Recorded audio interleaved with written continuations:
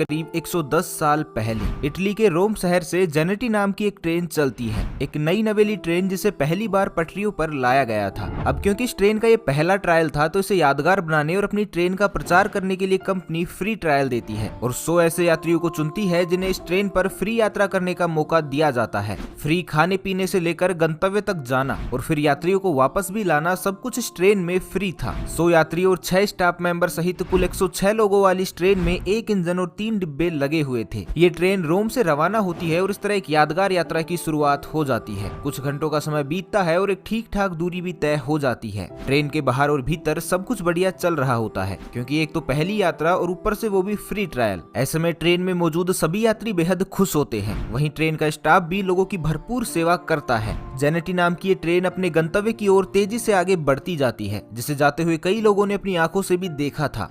यहाँ तक तो सब कुछ ठीक था, लेकिन इसके तुरंत बाद वो हो जाता है जिसे सुनकर आप सब हैरान रह जाएंगे। जेनेटी के रास्ते में अचानक एक सुरंग आती है जिसका नाम था लोम्बार्डी टनल। वो सुरंग जिसकी लंबाई 1 किलोमीटर थी। अब यहाँ होता ये है कि ये ट्रेन इस सुरंग के अंदर तो जाती है, लेकिन दूसरे छोर से ये कभी बाहर निकलती ही नहीं है। इसके अंदर जाते ही एक 3 डिब्बों वाली ट्रेन हमेशा के लिए गायब हो जाती है, जो ना तो तब ढूंढने पर मिलती है और ना ही इसका पता आज 110 सालों के बाद भी लग पाया है। जी हाँ दोस्तों, जिस तरह आपको हैरानी हुई है, ठीक उसी तरह उन लोगों को भी हुई थी जो इस ट्रेन का बेसब्री से इंतजार कर रहे थे। वो लोग जिन्होंने इस ट्रेन को सुरंग तक जाते हुए देखा था, वो लोग जिन्होंने इस ट्रेन को हरी झंडी दिखाकर आगे पास किया था। जब कई घंटों तक उन्हें इस ट्रेन के बारे में कुछ भी पता नहीं चला तो हर तरफ एक हड़कंप मच गया और ये बात समूचे इटली में आग की तरह फैल गई कि 106 लोगों वाली एक ट्रेन लोम्बार्डी नाम की एक सुरंग में गायब हो गई है। इस घटना के तुरंत बाद इसकी जांच शुरू कर दी गई क्योंकि 1 किलोमीटर की सुरंग को पार करने में अब ट्रेन को 1 दिन से ऊपर का समय बीत चुका था, जिसका केवल एक ही मतलब था कि जेनेटी किसी हादसे का शिकार हो चुकी है और उसके साथ असल में क्या हुआ है ये जानना अब बेहद जरूरी था। सभी का शक रहस्यमयी सुरंग पर ही था, तो सुरंग के चप्पे चप्पे को छाना गया। लोगों को शक था कि कहीं सुरंग में कोई गहरी खाई या खुफिया रास्ता तो नहीं है जहां ट्रेन रास्ता भटक कर चली गई हो और दुर्घटनाग्रस्त हो गई हो। लेकिन आपको जानकर आश्चर्य होगा कि ना तो उस सुरंग में ऐसा कोई खुफिया रास्ता मिलता है और ना ही ट्रेन का कुछ पता चलता है। धीरे धीरे समय यूं ही निकलता जाता है और जब जांच का कोई नतीजा नहीं निकलता और ट्रेन का कोई भी सुराग नहीं मिलता तो ये बात मीडिया में पहुंच जाती है, जिसमें इटली की अच्छी खासी बदनामी होती है क्योंकि उसके 106 नागरिक रहस्यमयी रूप से गायब हो गए थे, जिनका पता लगाने में इटली अब तक नाकाम था। हालांकि मीडिया की इस बदनामी ने इटली को एक उम्मीद की किरण तब दी जब मैक्सिको के रहने वाले 2 व्यक्ति अचानक से सामने आते हैं और ये दावा करते हैं कि वो लोग इस यात्रा का हिस्सा थे, लेकिन टनल से पहले ही वो लोग ट्रेन से कूद गए थे। वजह थी एक घना और काला सफेद धुआं और अजीब सी कुछ आवाजें जो ट्रेन के टनल में जाने से ठीक पहले उन्हें दिखाई और सुनाई दी। तो ऐसे में वो दोनों घबरा गए, जिसके कारण उन दोनों ने चलती हुई ट्रेन से छलांग लगा दी और किस्मत से वो दोनों बच भी गए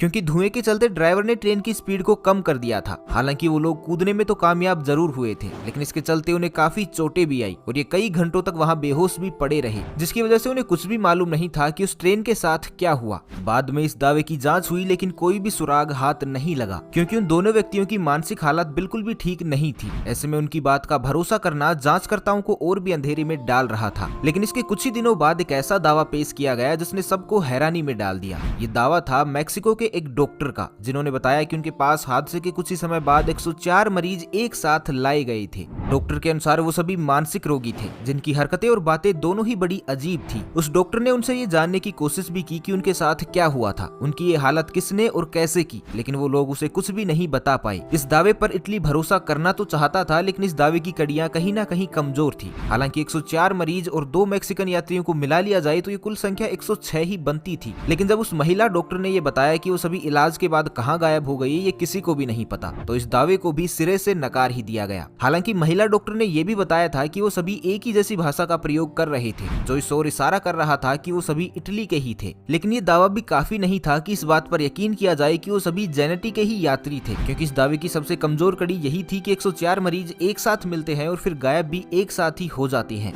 समय के साथ लोग इस हादसे को भूलने लगे, जिसके चलते जांचकर्ताओं ने भी सबूतों के अभाव में जांच को कहीं ना कहीं रोक दिया था और तब से लेकर आज तक ये ट्रेन हादसा एक रहस्य बनकर ही रह गया। लेकिन यहाँ जांच भले ही रोक दी गई थी, लेकिन समय समय पर इसके बारे में दावों का सिलसिला कभी नहीं रुका। ऐसा ही एक सबसे बड़ा दावा तब किया गया जब ये पता चला कि इस ट्रेन को हूबहू अलग अलग समय पर अलग अलग जगहों पर देखा गया है। कभी ये ट्रेन रोमानिया में देखी गई तो कभी रसिया में। इसे जर्मनी, मैक्सिको और यहाँ तक कि भारत में देखे जाने का दावा भी किया गया है और ये भी बताया गया है कि इन सभी जगहों पर जेनेटी का वही मॉडल और हूबहू 3 डब्बों वाली वही ट्रेन देखी गई है जो लोम्बार्डिया में गायब हुई थी। ऐसी ही एक आप बीती है यूक्रेन के जावालिची स्टेशन की, जहां पर जेनेटी जैसी एक 3 डिब्बों वाली ट्रेन पहुंचती है। रात का समय था और स्टेशन भी बेहद छोटा था, जहां केवल उस समय एक ही व्यक्ति मौजूद था और वो था स्टेशन का मास्टर, जिसके द्वारा बताया गया कि उन्होंने इस ट्रेन को अपनी आंखों से देखा है, जो बिना पटरी और बिना किसी टाइम टेबल के स्टेशन पर आती है और फिर स्टेशन को पार भी कर जाती है। पहले तो उन्हें लगा कि उन्हें कोई धोखा हुआ है, लेकिन जब वो गौर से देखते हैं तो वो सचमुच की एक ट्रेन ही थी जो हूबहू जेनेटी जैसी ही दिखती थी। लेकिन फिर बाद में ये ट्रेन आगे बढ़ते बढ़ते पहाड़ों में कहीं खो जाती है। ये देख स्टेशन मास्टर बेहद घबरा सा जाता है और इसकी जानकारी स्थानीय अधिकारियों को देता है। लेकिन जब इसकी जांच होती है तो पता ये चलता है कि वो जगह जो स्टेशन मास्टर ने बताई थी वहाँ एक इटालियन कब्रिस्तान था, जहाँ करीब 2000 से ज्यादा सैनिक दफन थे। हालांकि इस रहस्य के पीछे का रहस्य तो कभी नहीं खुल पाया, लेकिन इस व्यक्ति ने ट्रेन का जो हुलिया बताया उसने सबको हैरान जरूर कर दिया, क्योंकि उसने जो ट्रेन का हुलिया बताया था वो हूबहू जेनेटी से मिलता था, जिसके बारे में उस स्टेशन मास्टर ने कभी भी और कुछ भी नहीं सुना था। इसी तरह का एक दावा मेक्सिको से भी किया गया कि जब मेक्सिको में इस ट्रेन को देखा गया तब समय था साल 1840, मतलब जेनेटी ट्रेन के स्वरूप में आने से भी करीब 71 साल पहले ही ये ट्रेन मेक्सिको में देखी जा चुकी थी, जबकि इसका असल रूप 1911 में तैयार किया गया। ये बात इसलिए भी रहस्यमयी है क्योंकि 1845 के बाद इसे पहली बार 1911 में ही देखा गया था, जब ये सचमुच जेनेटी के रूप में आई और आते ही गायब भी हो गई, जिसका लिखित इतिहास आज भी इटली में दर्ज है। तो अब सवाल ये उठता है कि आखिर एक ट्रेन जो अलग अलग समय में अलग अलग जगह पर देखी तो गई, लेकिन सभी जगह से रहस्यमयी रूप से गायब भी हो गई,